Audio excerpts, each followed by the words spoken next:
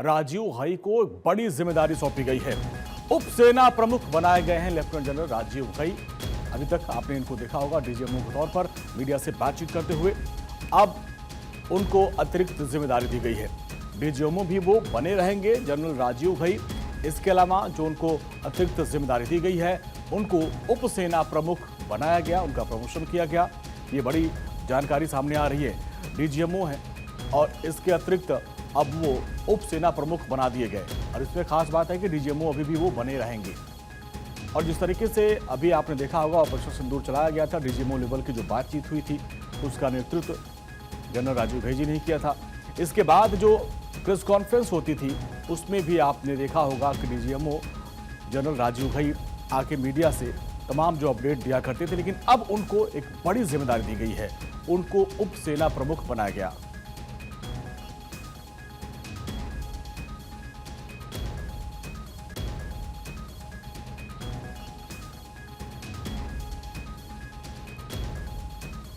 DGMO general Rajiv Ghai, इनको बड़ी जिम्मेदारी दी गई है। इनको उप सेना प्रमुख बना दिया गया। साथ साथ डीजीएमओ के पद पर वो बने रहेंगे और उप सेना प्रमुख जैसे एक जिम्मेदारी इनको दी गई है। और जिस तरीके से ऑपरेशन सिंदूर में इन्होंने अपनी भूमिका निभाई थी, उसके बाद ये आप देखिए किस तरीके से उनका प्रमोशन हुआ। अब वो उप सेना प्रमुख बना दिए गए हैं। साथ साथ डीजीएमओ वो रहेंगे। और डीजीएमओ आपने देखा होगा कि पाकिस्तान के डीजीएमओ के साथ ऑपरेशन सिंदूर पर जो कुछ बातचीत हुई थी वो जनरल राजीव घई के साथ ही बातचीत हुई थी। अब ऑपरेशन सिंदूर में जिस तरीके से भारतीय सेना ने शौर्य दिखाया, और हमारे सहयोगी शिखा ठाकुर, शिखा, ये तो प्रमोशन है ऑपरेशन सिंदूर में जिस तरीके से उन्होंने बागडोर संभाली, अब ये प्रमोशन।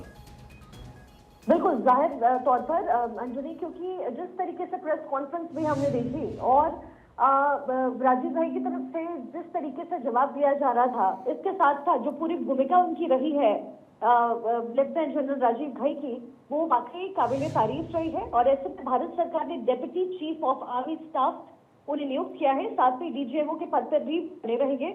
और रक्षा मंत्रालय की तरफ से इस खबर की पुष्टि भी हुई है। एक बड़े तोहफे के तौर पर इसे देखा जा सकता है, पदोन्नति के तौर पर इसे देखा जा सकता है। राजीव घई को जो है उत्तर युद्ध सेवा मेडल से सम्मानित भी पहले किया जा चुका है। ऐसे में उनकी जो भूमिका रही है पूरे ऑपरेशन सिंदूर में, वो बड़ी भूमिका रही और उसकी कुछ तस्वीरें हमने प्रेस कॉन्फ्रेंसेस में भी देखी है। लगातार मीडिया में भी सुर्खियां बटोरते रहे हैं लेफ्टिनेंट जनरल राजीव घई। और ऐसे में उन्होंने पाकिस्तान के साथ जो डीजीएमओ ने सीज फायर के लिए राजीव घई को ही सबसे पहले फोन किया था। और इसके भी पूरे ऑफ सिंदूर में उनकी भूमिका बहुत अहम मानी जा रही थी। भारत सरकार की तरफ से अब deputy chief of army staff के रूप में उनकी नियुक्ति हुई है, जो एक बड़ी बात है। और ये पद मिलना राजीव घई के लिए भी बड़ी, और साथ ही जाहिर है इससे आगे की जिम्मेदारियां भी राजीव घई के लिए बढ़ जाती है। शिखा, जिस तरीके से डीजीएमओ लेवल की बातचीत हुई थी, उस दौरान डीजीएमओ राजीव घई ने पाकिस्तान को करारा जवाब दिया था और कहीं न कहीं पाकिस्तान घुटनों पाया था सीज फायर के लिए।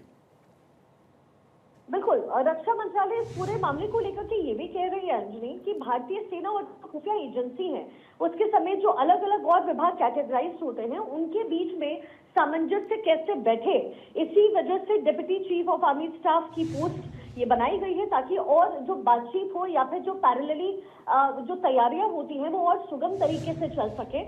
और इसलिए भी कहा जा रहा है कि राजीव घई की भूमिका इन सभी सेक्टर्स में भी काफी इंपॉर्टेंट रही है। वो डीजीएमओ लेवल पे रहना हो या फिर नए पद का मिलना, इसका मतलब एक और इससे भी साफ होता है अंजलि कि अब आगे वाले समय में ऑपरेशन सिंदूर जैसे जो महत्वपूर्ण ऑपरेशन है, जब भारत उसकी तैयारी करेगा तो बीच में हमारे पास सारी सूचनाएं होंगी जो बड़े सरल तरीके से उस ऑपरेशन को अंजाम देने में काम आएगी। ठीक है शिखा, बहुत बहुत शुक्रिया इस पूरी बातचीत के लिए। तो एक बड़ी जिम्मेदारी और इसको एक प्रमोशन आप मानिए कि किस तरीके से इन्होंने बड़ी भूमिका निभाई थी ऑपरेशन सिंदूर में।